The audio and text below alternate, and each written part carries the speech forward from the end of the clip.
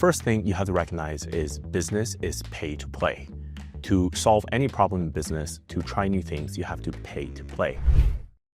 We speak to a good number of business owners every month who want to outsource, but they're not sure they have enough work or hours. And they always want to start with someone part-time, like 10 or 15 hours. We've even had people come up to us and say, hey, I think I just need 4 hours of help per week. I'm going to tell you why that never works, why that's a bad idea and counterproductive for your business, and what to do instead. First thing you have to recognize is business is pay to play. To solve any problem in business, to try new things, you have to pay to play. The great thing about outsourcing is you're already saving 70% on payroll. And what most business owners get wrong is they come to us and they have a specific problem that they know they have and they want to solve it. When really the bigger question they should be asking is, does outsourcing work for me? And spoiler alert, it does, but it needs you to try. They come to us with this specific problem based on information that they already have. So whether it's they're too busy with client follow-ups, or their books are a mess, or they think that they need to have someone automate their copy on the website for SEO. But the thing is, you also just don't know what you don't know, because you haven't even met any candidates yet. You don't know the type of talent that you're going to be facing. You don't know that there's a possibility that yes, you might have a bad experience, but you might also have a great experience. You might bring someone in and realize wow, I want to give this person more work. The problem with setting a limit around how many hours is you're artificially creating a container instead of thinking about the bigger picture.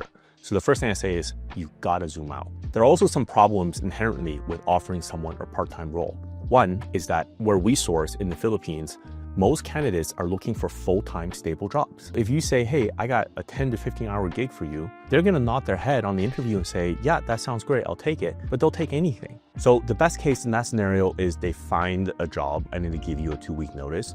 But more often, what they're gonna do is they're gonna be more and more unresponsive. Let's say find another job and they're just gonna ghost you and leave you hanging. And now you've spent all that time training and it all goes to waste. And the final reason why it's a waste of time is it's inefficient. So if you hire someone for 10 hours a week or 15 hours a week, you're spending like 3 to 4 hours in the beginning, probably even more, just to train or manage that person. And net, you're just getting the difference back. So if you're spending 5 hours a week managing someone and they're working 15 hours a week, you're getting 10 hours a week of productivity. But layer in all those other conflicts, like the fact that they're gonna be looking for another job, or that you're not really invested in them because you see it as a temporary solution where you're afraid to jump in, and them also thinking, hey, this is just a part-time job, it doesn't provide for my livelihood. Together, we just find a self-fulfilling prophecy for failure. So like I mentioned, what you ought to be doing instead is set a budget, whatever your budget is. It could be $1,000, $2,000, $3,000, but you have to set a budget, right? Business is pay to play. You can't just expect your problems to disappear by not investing anything. You can't expect to be building a cost competitive business without developing a new skill. And in this case, that skill is outsourcing.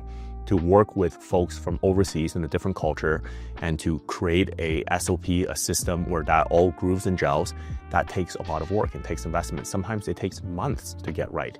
And so rather than thinking about virtual assistants as a off-the-shelf plug-and-play solution, you want to be zooming out. So set your budget, recognizing you're already saving a ton of money, and say, you know what, I'm going to give this person full-time salary for 2 months. Because worst case, they don't solve my problem that I thought they would solve. But the best case is you're going to learn something.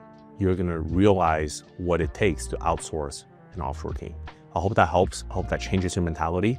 And if you do need help with outsourcing, we do this every single day. Feel free to give us a call. Thanks.